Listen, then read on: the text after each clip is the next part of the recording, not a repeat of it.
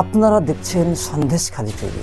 সন্দেশখালী টিভিতে আপনাকে স্বাগতম। আমি আরাফাত হোসাইন। শুধু দর্শকবৃন্দ, এই মুহূর্তে সব থেকে বড় আপডেট সন্দেশখালী টিভির চ্যানেলে দেখানোর চেষ্টা করছি। শুধু দর্শকবৃন্দ, এই মুহূর্তে উঠে এসছে, আমরা দেখতে পাচ্ছি ইসরায়েলের হামলা একেবারে ইরানের রাষ্ট্রীয় টেলিভিশন নিউজ রুমে। সোশ্যাল মিডিয়ায় আমরা দেখতে পাচ্ছি এমতো অবস্থায় ইরানের রাষ্ট্রীয় চ্যানেলে খবর পরিবেশন করার টাইমে হামলা চালানো হয় ইসরায়েলের পক্ষ থেকে। আর ক্যামেরা বন্দী হয়েছে অ্যাঙ্কার, যে সাংবাদিক রাষ্ট্রীয় চ্যানেলে খবর পরিবেশন করারই মুহূর্তে আচমকায় ইসরায়েলের হামলা হয়।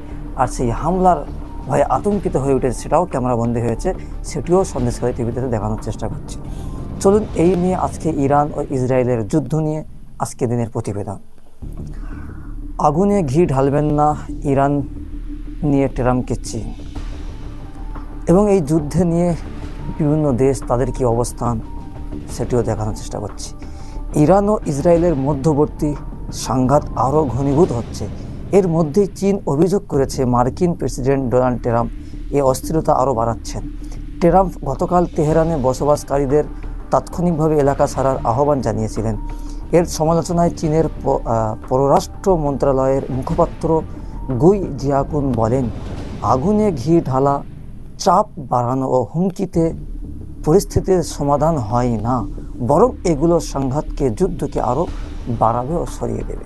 এদিকে ইরান ও ইসরায়েল আবারও হামলা ও পাল্টা হামলায় লিপ্ত হয়েছে।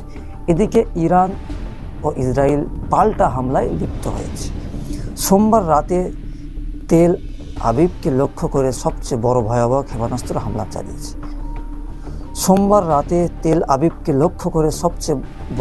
ভয়াবহ ক্ষেপণাস্ত্র হামলা চালিয়েছে ইরান।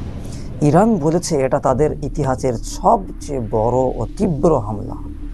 অপরদিকে তেল আবিব ও আশেপাশের এলাকায় এলার্ম বাজতে শুরু হয়। ইসরায়েলের প্রধানমন্ত্রী তিনি বলেছেন, ইরানের সর্বোচ্চ নেতা আয়াতুল্লাহ খান, তাকে হত্যা করলেই হতে পারে এই সংঘাত, এই যুদ্ধের শেষ উপায়। মার্কিন প্রেসিডেন্ট ডোনাল্ড ট্রাম্প সামাজিক মাধ্যমে হুঁশিয়ারি দিয়ে বলেছেন, সবাইকে অবিলম্বে তেহরান ছাড়তে, কারণ তিনি চাইছেন না যে ইরান পারমাণবিক অস্ত্র অর্জন করুক। এই মুহূর্তে ইরানের